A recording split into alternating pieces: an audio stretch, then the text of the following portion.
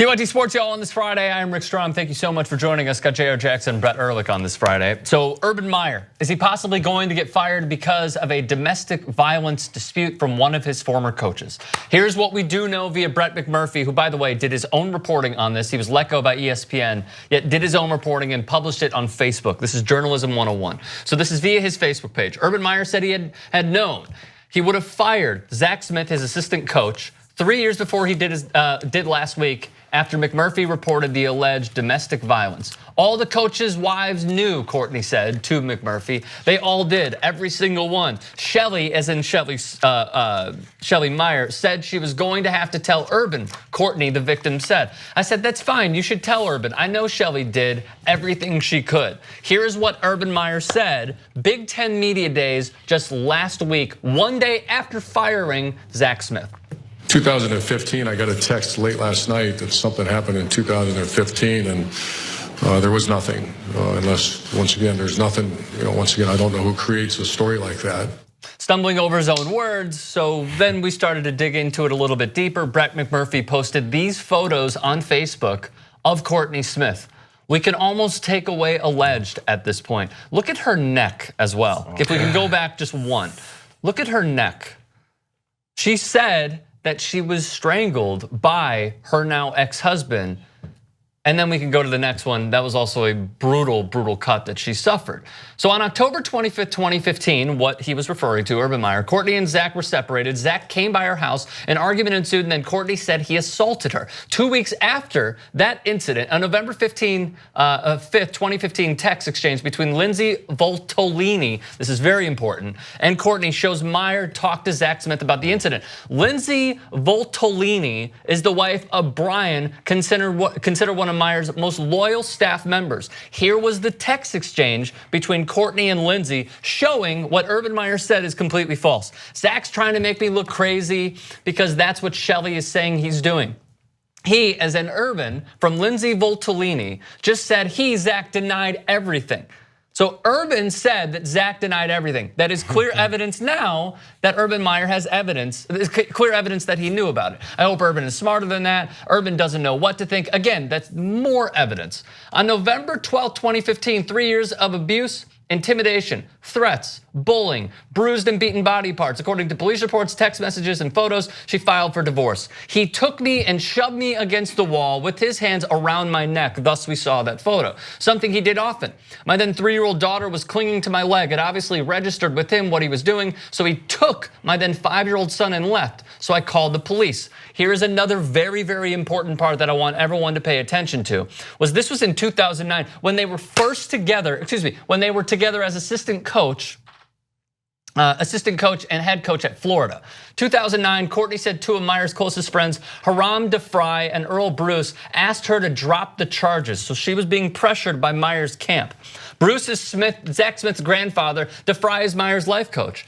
July morning in 2009, Courtney Smith sat across the table from DeFry. He said, if you don't drop the charges, Zach will never coach again. He's never hit you before. He was drinking. He'll probably never do it again. You should think about giving him a second chance. Ultimately, that was DeFry. Ultimately, Courtney said she relented to DeFry and didn't press charges. Courtney had convinced herself it wouldn't happen again, and then of course it did. We can now run through some of the text messages that occurred with Shelly Meyer and also Lindsay Voltolini, but as I have given everyone the facts at this point, Urban Meyer has to go, correct?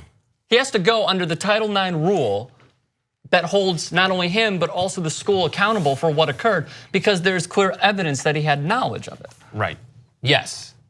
He has, it's weird. Like you have this, he has to go under the rule. And the rule is the rule, get rid of it. Right. Any instinct to the contrary sounds like you really want a winning coach around.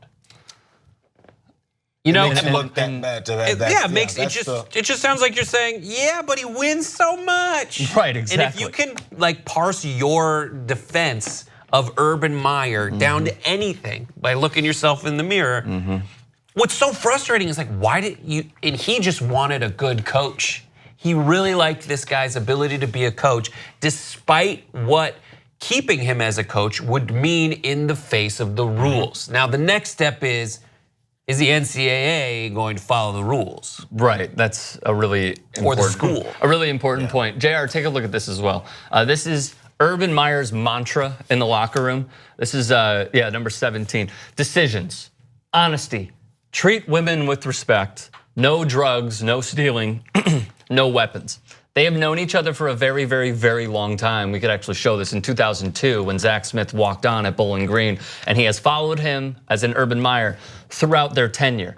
He knows what's going on. He was aware of 2009. He was aware of 2015. That's why he stumbled over his words at Big Ten Media Day. If Ohio State wants to get this right by all costs, any stretch of the imagination, which by the way, they have in the past, they fired Jim Tressel and they fired Woody Hayes. This would not only be the third major firing, but it would be, and granted, Tattoo-gate was a huge thing at the time, and then it's like, oh man, Joe Paterno and Jerry Sandusky kind of makes that look like small potatoes. If they want to get this right, they fire him today, because they cannot have this sort of leadership. Well, it seems to be the way they've gone before, as you said. Well, and also it's going to look a certain way for them if they don't, as Brett was saying. So the thing is, on the day that it all came out, they immediately put him on administrative leave, right?